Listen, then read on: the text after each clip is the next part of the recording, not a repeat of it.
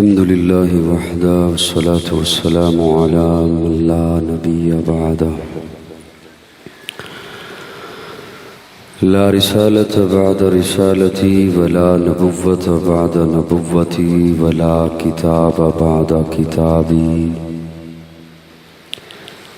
ولا شريعة بعد شريعتي ولا معصوم بعد عصمتي ولا سنة بعد سنتي ولا أمة بعد أمتي أما بعد فقد قال الله تبارك وتعالى في كلامه المجيد والفرقان الحميد أعوذ بالله السميع العليم من الشيطان اللعين الرجيم بسم الله الرحمن الرحيم اطیعوا اللہ و اطیعوا الرسول۔ صدق دل سے درود شریف کی تلاوت فرما لیں۔ صلی اللہ محمد علیہ وسلم کما صلیت علی ابراہیم و علی ابراہیم انک حمید مجید۔ اللہم بارک علی محمد علیہ وسلم کما بارکت علی ابراہیم و علی ابراہیم انک حمید مجید۔ اللہم صلی اللہ محمد علیہ وسلم تسلیما۔ قابل تعظیم حضرات علماء کرام، منگوال چکوال کے غیور سنی دوستو، آج 20 محرم الحرام 1445 ہجری، تاریخ خدام اہل سنت والجماعت منگوال کے زیر اہتمام سالانہ کانفرنس میں آپ حضرات موسم کی شدت کے باوجود جمع ہیں۔ دلی دعا ہے کہ اللہ رب العزت آپ کا یہاں بیٹھنا اپنی بارگاہ میں قبول فرمائے۔ صحن کے ساتھ برآمدے میں جو ہلکا پھلکا شور ہے، اگر تو وہ بچے ہیں تو پھر تو کرتے رہیں، اگر بڑے حضرات ہیں تو وہ یہاں مسجد میں تشریف لے آئیں، یہی بہتر ہے میرے خیال میں۔ باہر میں کیسے کہہ سکتا ہوں کہ باہر چلے جائیں، باہر تو دھوپ ہوگی، دھوپ میں انہیں مسئلہ بنے گا۔ موسم بہرحال ایسا ہی ہے، حبس والا ہے، لیکن چونکہ ہم سبھی خاص مقصد کے تحت یہاں حاضر ہیں تو اسی مقصد سے متعلق ہی بات آپ کی خدمت میں رکھنا چاہوں گا۔ جتنے بھی حضرات مجھ سے قبل تشریف لائے، کیا میرے بعد پروگرام جاری رہے گا؟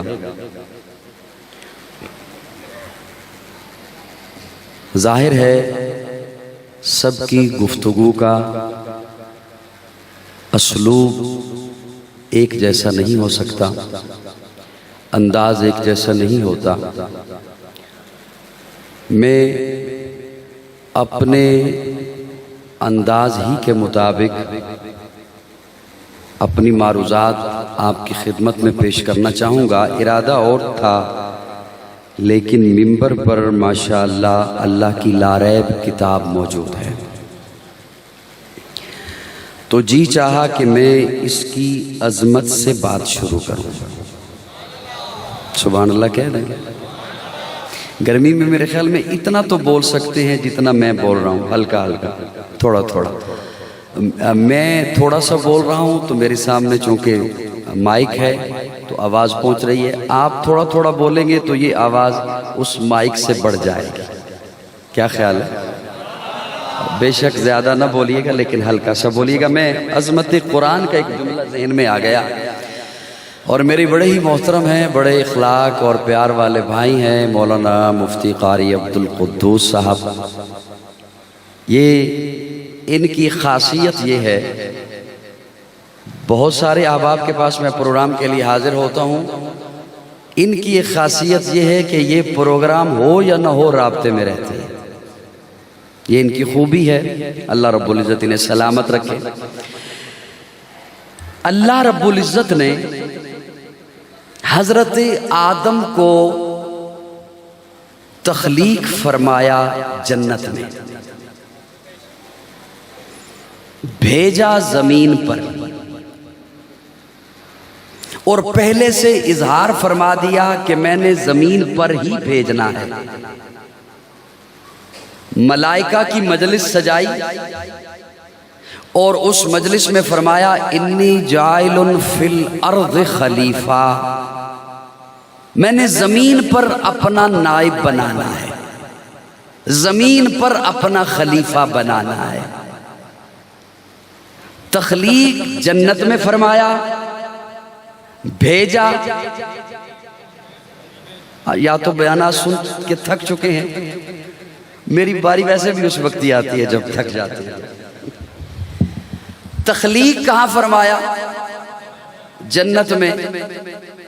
اور نائب کا اظہار پہلے ہی فرما دیا تھا کہ فی الارض خلیفہ، میں نے زمین پر اپنا نائب بنانا ہے. پھر جو تخلیق فرمایا تو عناصر اربع سے، اور وہ چیزیں بھی زمین سے لیں. مٹی زمین سے، پانی زمین سے، آگ زمین سے، ہوا زمین سے. بنایا جنت میں، بنایا زمین سے، بنایا جنت میں، اور بنایا بھی زمین کے لیے. میں اپنے تخیل میں ایک جملہ بول رہا ہوں، اللہ زمین پر ہی بنا دیا ہوتا، یہ جو تخلیق جنت میں فرمائی یہ زمین پر ہی ہو جاتی، تو گویا جیسے اللہ یہ بات سمجھانا چاہتے ہیں کہ جناب آدم کو بنایا جنت میں اس لیے کہ ہر آدمی یہ ذہن میں رکھے کہ مجھے جنت ہی کی طرف لوٹ کر جانا، میں یہاں کا ہوں ہی نہیں. صاحبان توجہ ہے، میں یہاں کا ہوں ہی نہیں. ہر چیز اپنے اصل کو لوٹتی ہے. کل شیء یرجع الی اصلہ. پانی کو بہاؤ نشیب کی طرف جائے گا، آگ جلاؤ اوپر کو اٹھے گی، بھاپ کو چھوڑو وہ ہوا میں تحلیل ہو جائے گی. فضا، ہر چیز اپنے اصل کو لوٹتی ہے. تو انسان بھی یہ ذہن میں رکھے کہ مجھے اپنے اصل کو لوٹنا ہے. بھیجا زمین پر. تمہید میں زیادہ جانا نہیں، لیکن ایک بڑا نکتہ آ گیا ذہن میں تو میں نے کہا میں کنجوسی نہ کروں، آپ کے حوالے کر دوں. اب جب زمین پر بھیجا تو زمین پر اس کے آنے سے پہلے پودے لگا دیے. زیادہ مشکل بات تو نہیں شروع کی میں نے، سوکھی ہے، بس صرف 2 منٹ توجہ دیں، آگے پھر انشاءاللہ شعر ہی سناؤں. پودے لگا دیے. پودا جاندار ہے، پودا اسے مٹی بھی چاہیے، پانی بھی چاہیے، ہوا بھی چاہیے، اور زمین میں چھپے ہوئے معدنیات بھی چاہیے. یہ بڑھتا بھی ہے، پھولتا بھی ہے، لیکن چلتا نہیں، لیکن چلتا نہیں. بڑھتا ہے، پھولتا بھی ہے، لیکن چلتا نہیں. اور اسے بڑھنے کے لیے، پھولنے کے لیے پانی چاہیے، ہوا چاہیے، خوراک اسے چاہیے. تو اللہ نے چونکہ یہ چلتا نہیں تو اللہ نے پوری نظام کو حکم دے دیا کہ جو چیز اسے چاہیے اس کے قدموں پہ پہنچاؤ. تھوڑا سا بولو، میں ایک جملہ عرض کرنے لگا. یہ ساری خوراک اپنے قدموں سے لیتا ہے.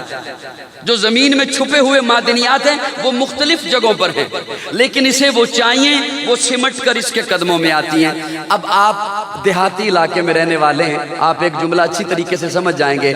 ہر پھل ہر زمین پہ نہیں ہوتا، ہر فصل ہر زمین پر نہیں ہوتی. معدنیات چھپے ہوئے ہیں، وہ انہیں چاہیے. وہ اللہ نے زمین کو حکم دیا کہ تو نے اسے یہ پہنچانا ہے، اسے یہ پہنچانا ہے. روشنی کو حکم دیا سورج کو، تو نے اس تک پہنچنا ہے. ہوا کو حکم دیا، تو نے اسے جا کے لہلانا ہے. بارش کو حکم دیا، تو نے اسے جا کے نہلانا ہے. پودے سے پھر فضیلت بخشی جانور کو. کسے؟ جانور کو. یہ پھلتا بھی ہے، بڑھتا بھی ہے، چلتا بھی ہے. پھلتا بھی ہے، بڑھتا بھی ہے، چلتا بھی ہے. اب اسے یہ نہیں کہا کہ تو کھڑا رہ ہر چیز تیرے قدموں پہ پہنچے گی، نہیں، اسے حکم دے دیا تو نے خوراک کے لیے چل کے جانا ہے، تو نے پانی تک جانا ہے، تو نے گھاس تک جانا ہے. پھر اس سے فضیلت بخشی انسان کو. آپ نے آج تک عظمت قرآن پہ اس انداز سے جملہ نہیں سنا ہوگا جو قاضی سنانے لگا، اور اس انداز سے مجھے سبحان اللہ بھی نہیں ملے ہوگی جیسے مل رہی ہے.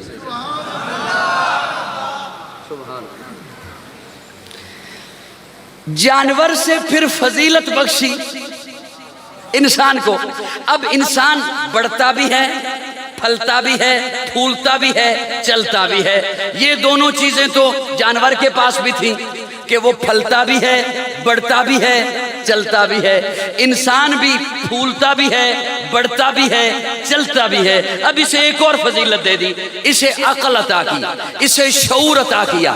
اب اسے سمجھیے گا، جانور کو جہاں فائدہ نظر آ رہا ہے، جہاں گھاس اس کے مقصد کا ہے وہ منہ مار سکتا ہے، ہاتھ مار سکتا ہے. جہاں پانی اس کے مقصد کا ہے اسے پی سکتا ہے. جسے یہ بات سمجھ آئی وہ قاضی کی یہ محنت ضائع نہیں کرے گا انشاءاللہ، اس کا من چاہے گا بولنے کا. جانور کو جہاں گھاس ملا وہ منہ مار سکتا، جہاں اسے فائدے کی چیز ملی اسے اجازت ہے، اسے اس کی جبلت پر قدرت نے چھوڑ دیا کہ تو منہ مار سکتا ہے. لیکن انسان کو جہاں فائدہ نظر آئے یہ انے واہ منہ نہیں مار سکتا. فرمایا تجھے عقل دیا ہے نا، تجھے شعور دیا ہے تو تیری روزی کے اردا گرد میرے قانون کے پہرے ہیں. سبحان اللہ، کیا جملہ آ گیا بھائی خالد صاحب. آپ کی آواز، آپ کی خاموشی کی آواز. کچھ لوگ بہت استقامت کے ساتھ خاموش رہتے ہیں، اللہ قبول فرمائے ہر ایک استقامت کو. سبحان اللہ. پودے سے فضیلت دی جانور کو. اب جتنا وقت ضائع ہوگا نا وہ آپ کی وجہ سے ضائع ہوگا، ورنہ میں انشاءاللہ سنانے لگا ہوں. پودے سے فضیلت دی جانور کو، جانور سے فضیلت بخشی انسان کو، اور اسے فرما دیا تو آزاد نہیں. تیری روزی کے اردا گرد، تیرے معاملات کے اردا گرد، تیرے امور کے اردا گرد قانون کے پہرے ہیں. اب انسان قانون کے پہرے میں ہے تو اس انسان کے لیے منگوال والو یہ جملہ سنبھالو گے تو اگلی باتیں سناؤں گا، ورنہ بالکل بھی نہیں. اب اس آدمی کے، اس انسان کے زندگی کے ارد گرد اس کے قانون کے پہرے ہیں تو قانون وہیں سے آنا ہے جہاں سے انسان آیا ہے. جہاں سے نہیں آ سکتا قانون، یہاں سے قانون نہیں آ سکتا. یہاں سے جب بھی قانون آئے گا وہ انسانیت کے اندر فساد پھیلے گا. جمہوریت آئے تب، لبرلزم آئے تب، کچھ بھی آئے، چونکہ انسان یہاں کا نہیں، چونکہ انسان یہاں کا، اسے قانون چاہیے. اس کے لیے قانون وہیں سے آئے گا جہاں سے انسان آیا ہے. اس لیے آدم کی تخلیق فرمائی جنت میں، اور قانون بھی رب نے وہیں سے بھیجا. سارے زحمت نہ کریں، صرف سنی بولا کریں. اب مہمانوں کا میں کہتا ہوں اکرام کیا کریں، مہمانوں کو ادب و احترام سے بٹھائیں، انہیں عزت دیں، لیکن بولنے کی زحمت صرف سنی کیا. اس پر قانون کہاں سے آئے گا؟ اور رب نے یہ قانون بھیج دیا. پھر اس قانون کی کتاب میں، سبحان اللہ سبحان اللہ، اس قانون کی کتاب میں کل بھی ایک قانون پاس ہوا ہے، کل بھی ایک قانون پاس.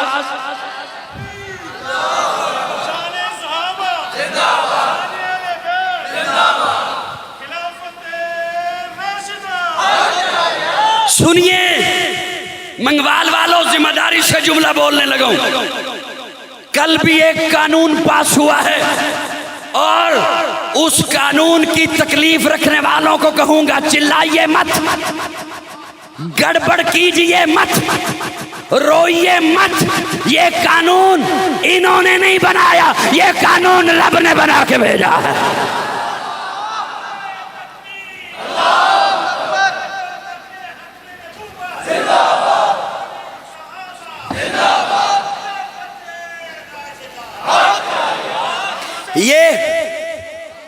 یہ جو قانون پاس ہوا، آپ تھوڑا سا بولنا چاہیں گے میرے ساتھ یا میں ہی خود بولتا رہوں؟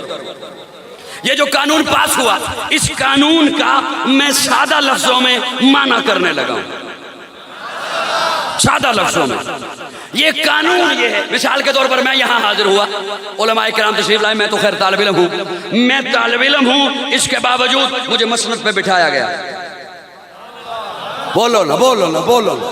مجھے مسند پر بٹھایا گیا، میرا نام اشتہار پہ لکھا گیا، اس کے ساتھ القابات لکھے گئے، جی لکھے گئے۔ یہ کسی بھی انسان کا پروٹوکول ہے اس کی حیثیت کے مطابق۔ میں بس کر دوں گا اگر ایسا ہی رہے گا ماحول، تو میں تو بات نہیں کر سکوں گا۔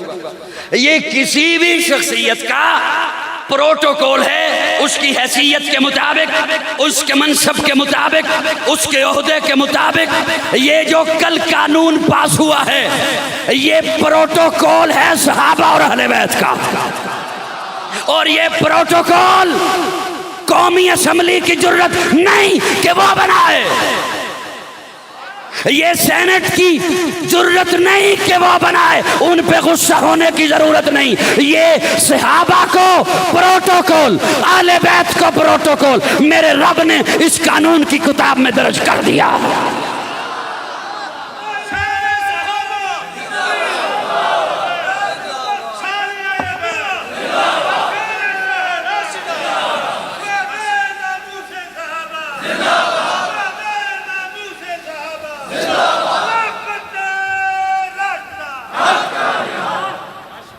یہ پروٹوکول رب نے پہلے سے لکھ دیا جی، ان کی ضرورت نہیں، ان کے لیے سعادت تھی کہ انہوں نے سائن کیے۔ میرے لیے یہ سعادت ہے کہ میں اس قانون کے مطابق بول رہا ہوں، آپ کے لیے سعادت ہے کہ آپ اس قانون کے مطابق سن رہے ہیں، ورنہ یہ سارے پروٹوکول میرے رب نے دیے ہیں۔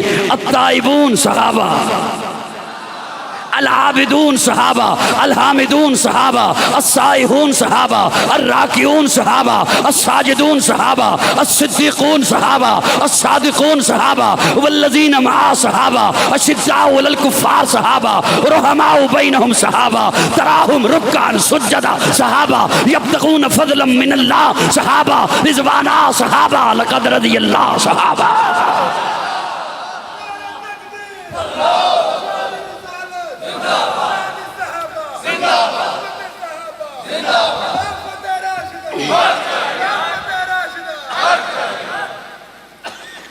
اب توجہ، انسانیت کے لیے قانون یہ رب نے بھیجا، بات بھول تو نہیں گئے؟ سن رہے ہو مجھے؟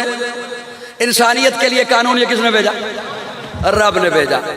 اب توجہ رکھنا، یہ قانون میرے آقا لے کر آئے۔ کون لے کر آئے؟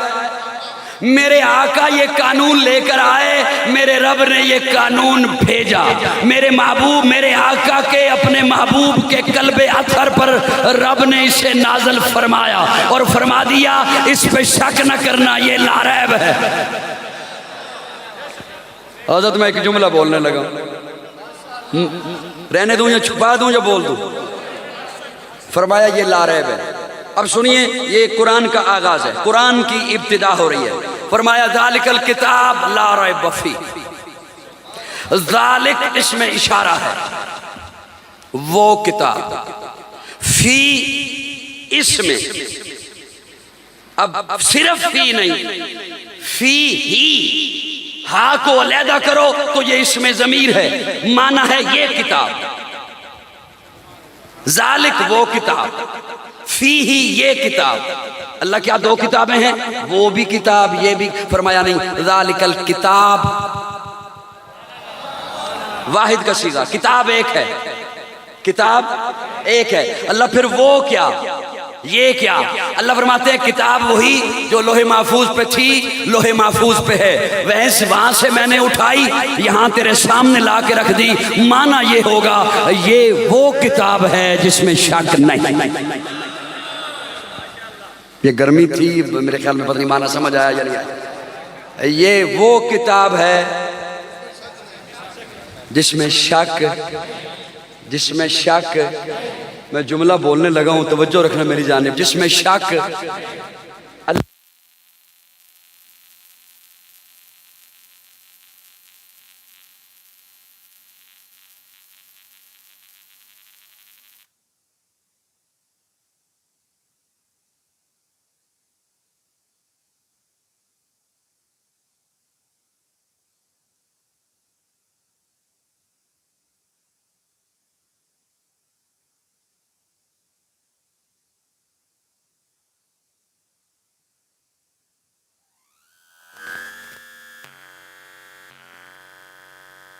بڑی مرضی محبوب کے قلب اطہر سے محبوب کے لبوں پہ آئی تب بھی شک نہیں، محبوب کے لبوں سے صدیق کے کانوں میں گئی تب بھی شک نہیں، صدیق کے لبوں پر آئی عثمان کے کانوں میں گئی تب بھی شک نہیں، معاویہ کے قلم پہ آئی تب بھی شک نہیں۔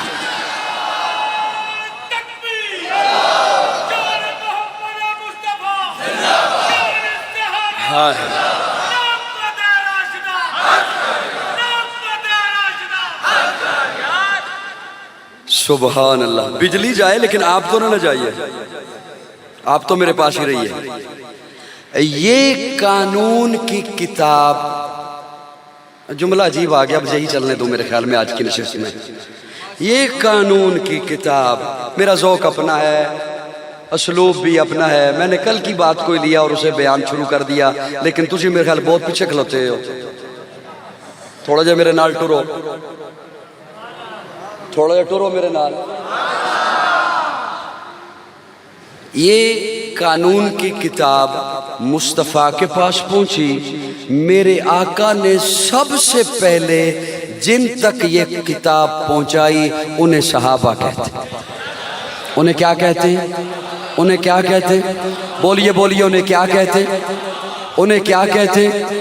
کھل کے بولو، انہیں کیا کہتے ہیں؟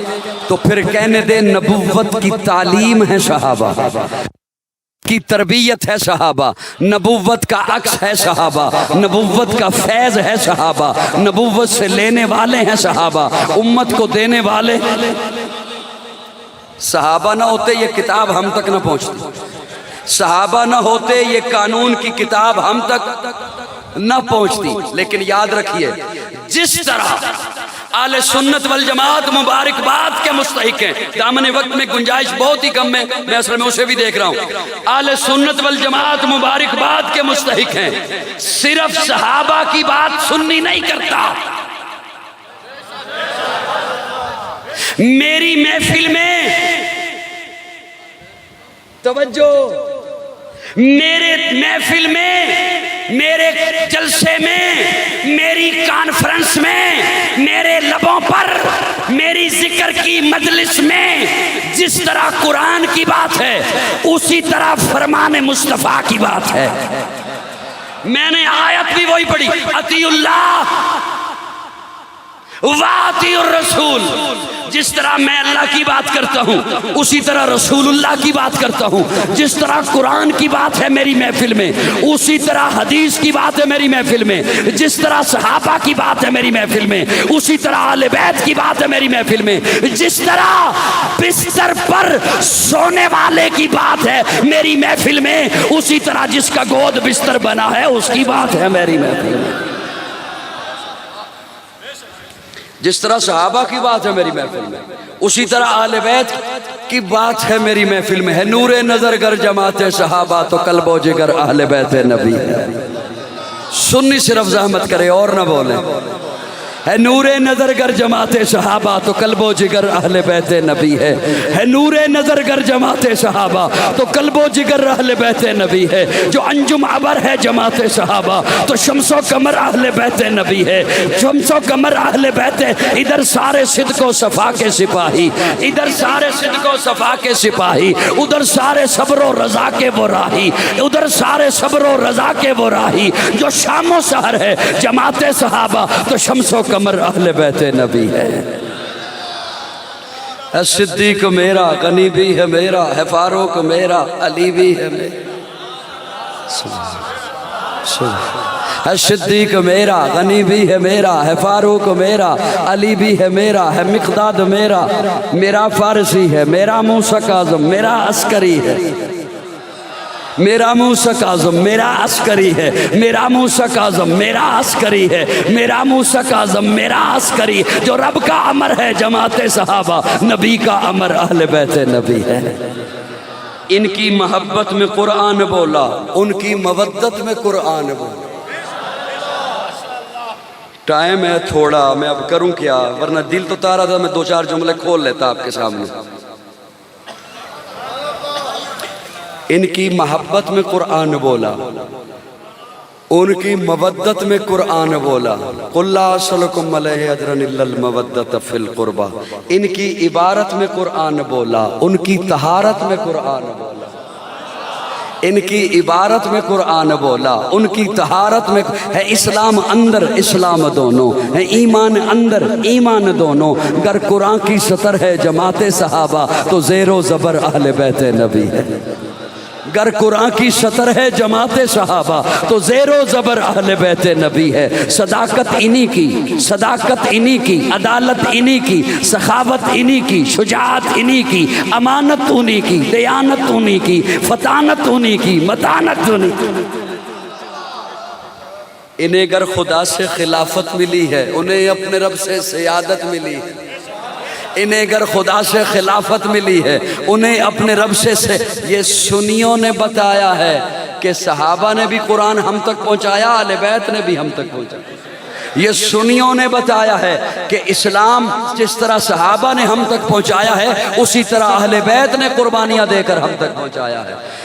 یہ دونوں طبقے نہ ہوتے تو آج ہم مسجد میں نہ بیٹھے ہوئے ہوتے، آج ہمارے پاس اسلام نہ ہوتا، آج ہمارے پاس قرآن نہ ہوتا۔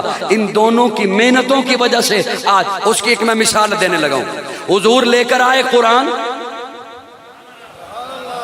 فرمایا صدیق بنو، سچے بنو، اور خود مثال دی ابو بکر کی کہ یہ میں ماڈل پیش کر رہا ہوں۔ عادل بنو، خود مثال پیش کی جناب فاروق اعظم کی۔ کہہ دو یار سبحان اللہ۔ ایک ایک جملہ عرض کر دوں ان پر، جی بہت لمبی بات ہو جائے گی، بہت لمبی ہو جائے گی، نہیں میں ادھر نہیں جاتا۔ فرمایا عادل بنو، عادل بنو، اور ماڈل پیش کیا جناب فاروق اعظم کا۔ ایک جملہ، چونکہ یہ سوشل میڈیا فتنوں کا دور ہے، اس پہ بہت زیادہ فتنے ہیں، نوجوانوں کو گمراہ کرتے ہیں۔ یہ جو سنایا جاتا ہے نا کہ انہوں نے فلاں چیز چھینی آل بیت سے اور پھر جنگ ہو رہی، عام نوجوان کے ذہن میں بھی یہی آتا ہے، اور وہ بھی ظاہر یہی کرنا چاہتے ہیں فسادی لوگ کہ یہ جیسے اقتدار کی لالچ ہوتی تھی۔ یہ قرآن مجید میرے سامنے ہے، سورہ قصص ہے، ایک لمحے کے لیے توجہ رکھنا میری جانب، سورہ قصص ہے۔ اللہ رب العزت فرماتے ہیں سورہ قصص میں کہ دنیا میں جو اقتدار کے طالب نہیں ہے نا، دنیا میں جو اقتدار کے طالب نہیں ہیں، میں نے ان کے لیے آخرت میں خزانہ تیار کر رکھا ہے۔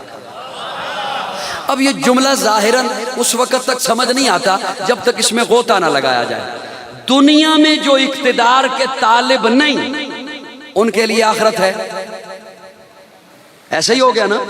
سر ہلا دیں، کوئی بات نہیں، آپ سر ہلا دیں، میں آپ کو شعر سنانے لگا ہوں، آپ سر ہلا دیں ذرا۔ ہم مجھے بھی پتا ہے نا آپ فرنٹ پہ کس لیے آ کے بیٹھے۔ توجہ، دنیا میں جو اقتدار کے طالب نہیں، ان کے لیے آخرت میں ذخیرہ ہے۔ جن کو دنیا میں اقتدار کا لالچ نہیں. اب یہ لاریب کتاب ہے جو مجھے بتا رہی ہے کہ ان کے لیے آخرت میں خزانہ ہے, ذخیرہ ہے, جنہیں دنیا میں اقتدار کا لالچ نہیں. توجہ, جنہیں وہ خزانہ ملے, جنہیں وہ ذخیرہ ملے گا, انہیں جنتی کہو گے. اور جن کو جنت کی بشارت زبان نبوت دنیا میں دے دے, وہ اقتدار کا لالچی ہو سکتا ہے. ایک بات سنیو, کیا خوش قسمتی ہے یقین جانو اہل سنت والجماعت کی. ایک بات, یہ بات تو ہوگی صحابہ سے متعلق کہ صحابہ کو حضور دنیا میں جنتی ہونے کی بشارت دے رہے ہیں. رہ گئی بات حضرت حسین کی کہ کربلا میں کیوں گئے تھے. ارے انہیں تو جنتی ہونے کی بشارت دی ہے زبان نبوت نے, حسین کو تو سردار ہونے کی بشارت دی. حسین کو تو سردار ہونے کی بشارت, وہ اقتدار کے لیے کیسے جا سکتا ہے؟ ہمارا حسین پیارا حسین, ہمارا حسین پیارا حسین, نافت راشدہ. یہ نہ صحابہ کو اقتدار کا لالچ تھا, نہ اہل بیت کو اقتدار کا لالچ تھا, اور یہ کربلا کا محاذ بھی یہ اقتدار کی جنگ نہیں تھی, اقدار کی جنگ. یہ اقدار کی جنگ صحابہ کو بھی نہیں تھا. جناب فاروق اعظم کو اگر آج کوئی بکواس کرے اور کہے انہوں نے مال غصب کیا, انہوں نے اہل بیت کو تنگ کیا, انہوں نے اہل بیت کا نقصان کیا, تو سنیے یہ وہی فاروق اعظم ہے. ادھر آپ کہہ رہے ہیں اہل بیت کا نقصان کیا, ادھر تاریخ اٹھائیے, جو مرضی اٹھا لیجئے, بیت المقدس کو فتح کرنے جاتا ہے, پیدل ہے, جوتا ٹوٹا ہوا ہے, کپڑے پہ پیوند لگے ہیں. یہ بات چونکہ آپ کو بہت زیادہ سنی اور سنائی جاتی ہے, اس لیے وہ اثر کھو جاتی ہے. 700 کلومیٹر کا سفر ہے, 700 میل کا سفر ہے. ایک اونٹنی ہے جی, ایک اونٹنی ہے, کوئی پروٹوکول نہیں, کوئی فوجیوں کے ساتھ گاڑیاں نہیں. حالانکہ سرکاری وزٹ ہے, ذاتی نہیں, علاج کے لیے نہیں جا رہے. کچھ سمجھ رہے ہو؟ سیر کے لیے نہیں جا رہے, عمرہ کرنے کے لیے نہیں جا رہے, سرکاری وزٹ ہے, سرکاری وزٹ ہے. 700 میل کا سفر ہے, ایک اونٹنی ہے, ایک خادم ہے. چونکہ زیادہ راہ بھی ساتھ ہے, سامان بھی ہے, اسی لیے بیک وقت 2 بندے اوپر نہیں بیٹھ سکتے سامان کی وجہ سے. ایک پیدل چلے گا, ایک اوپر بیٹھے گا. اب امیر المومنین اوپر بیٹھے ہیں, خادم پیدل چل رہا ہے نکیل پکڑ کر, اگلی منزل پر خادم اوپر بیٹھا ہے. اسے کہتے ہیں ریاست مدینہ. یہ ہوتی ہے ریاست مدینہ. لیکن سچی بات یہ ہے, ہمیں بھی یہ صرف سننے سنانے تک چاہیے. اس کے لیے کوشش ہم نے آج تک نہیں کی. اسی لیے انشاءاللہ آپ کے بجلی کے بلوں میں ریڈیو کا بل بھی اب آیا کرے.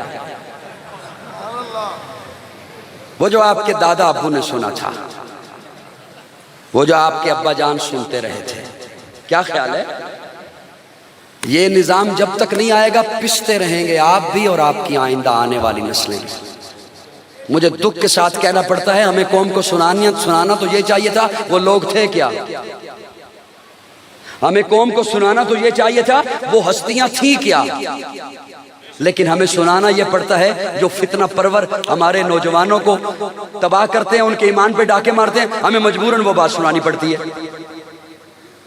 اور ایک اور بات عرض کروں, اگلے دنوں بھی شاید میں نے کہی, ہمارے پاس تو سنانے کو اور بھی بہت کچھ ہے. توحید بھی ہے, ختم نبوت بھی ہے, ناموس رسالت بھی ہے, احکام روزہ بھی ہیں, احکام حج بھی ہیں, اور بھی کئی مسائل ہیں.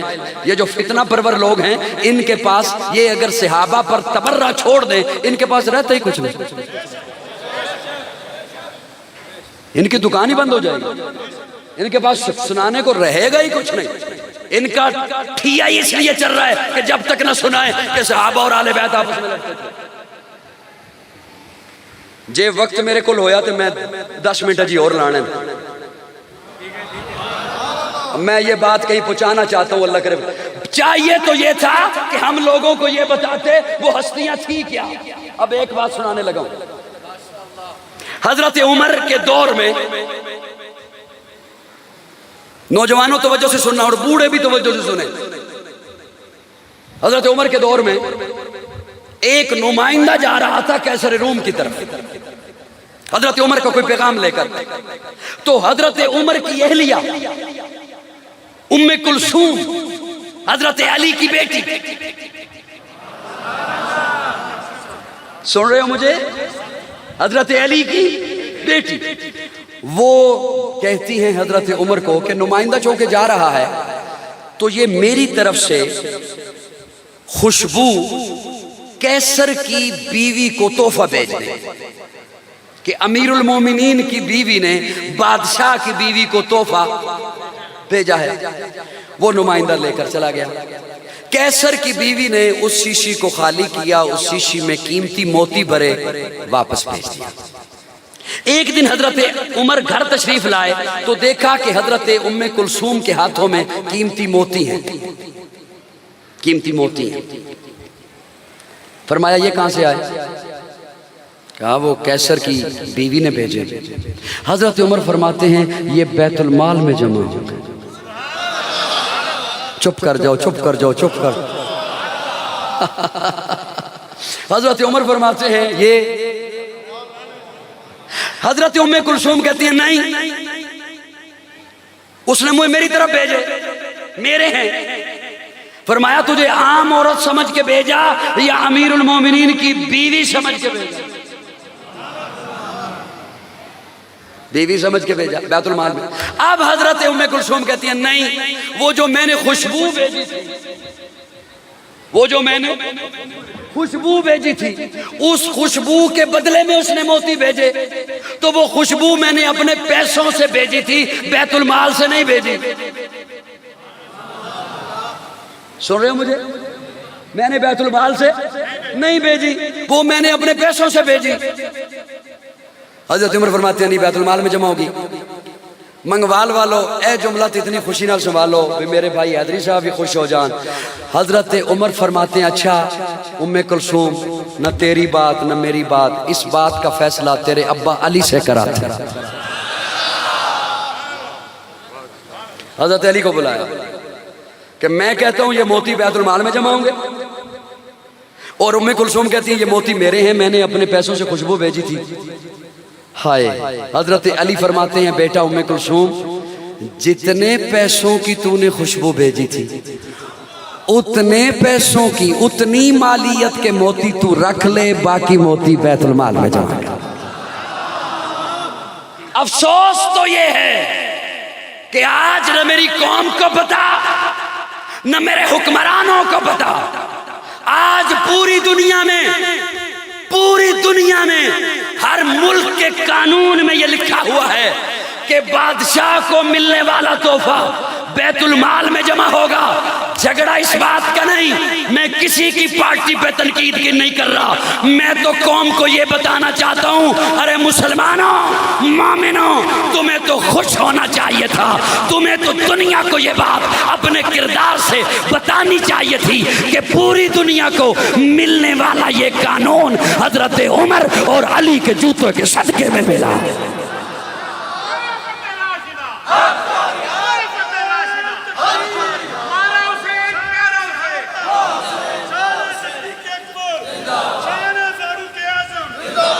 کو میری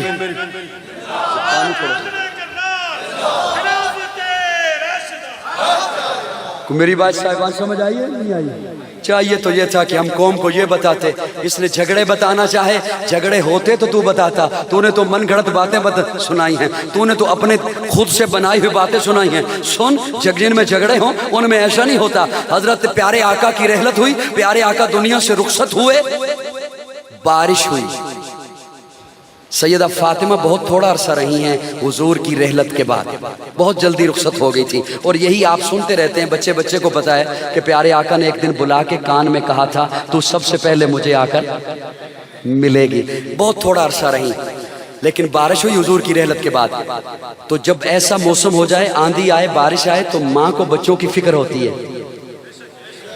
تو نے قوم کو یہ بتایا، ان میں بڑے جھگڑے تھے، بڑے فساد تھے، بڑی نفرتیں تھیں. سن، تیری دکانداری نہیں نہ چلتی، تیرا اور کام نہیں نہ چلتا، تیرے پاس اور چیزیں نہیں ہیں نا بیان کرنے کو. بیان چیزیں تب کرتا تب اسلام ہوتا، دین ہوتا. وہ تو ہے نہیں، من گڑت باتوں پہ گزارا کرنا تھا. اب سنیے، بارش ہوئی. سیدہ فاطمہ کنیز کو کہتی ہیں دیکھ بچے کہاں ہیں، حسن و حسین کہاں ہیں. کنیز واپس آ کے کہتی ہے سامنی گلی میں بھی نہیں ہے، اس گلی میں بھی میں دیکھا ادھر بھی نہیں ہے. سیدہ فاطمہ کہتی ہیں سن، میرے بچے کہیں چلے جائیں نا، گھر میں نہ ہوں تو گلی میں دیکھنے کی ضرورت نہیں، میرے بچے یا گھر میں ہوں گے یا ابو بکر کے گھر ہوں گے. تو نے یہ باتیں قوم سے چھپائی ہیں، تو نے ان باتوں کو قوم سے چھپایا ہے. حضرت عمر فاروق سلام میں پیر کرتے حضرت حسین کو، کوشش کرتے میں نے پہل کرنی ہے سلام میں، ہر موقع پر پہل. حضرت حسین کہتے ہیں میں پہل کروں، حضرت عمر کہتے ہیں میں نہیں پہل کریں، اور حضرت عمر کر جاتے پہل. ایک دن حضرت حسین ایک ستون کے پیچھے چھپ گئے. حضرت عمر کو آتے دیکھا نا تو ستون کے پیچھے چھپ گئے کہ آج تو میں پہل کروں ہی کروں، آج تو میں کروں ہی کروں، آج تو نہیں رکتا، آج تو عمر کو پہل نہیں کرنے دوں گا، میں خود کروں گا. چھپ گئے ستون کے پیچھے. جیسے ہی حضرت عمر ستون کے قریب آئے نا، ابھی حسین باہر نہیں نکلے، حضرت عمر نے خود سے کہہ دیا حسین السلام علیکم.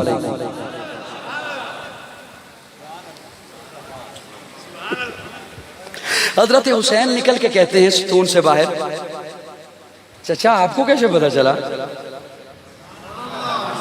کہ میں یہاں ہوں، میں اب کیا کروں، آپ کو کیا کہہ سکتا ہوں، آپ کو کیسے پتا چلا. یہ سونے کے پانی سے جملہ لکھا جائے نا تب بھی اس کا حق ادا نہیں ہوتا. یقین جانو آپ بولیں تو میں کیا کہوں کہ بہت خوش ہو گیا ہوں. السلام علیکم حسین، آپ کو کیسے پتا چلا. حضرت عمر کہتے ہیں حسین تیری صرف شکل نبی والی نہیں،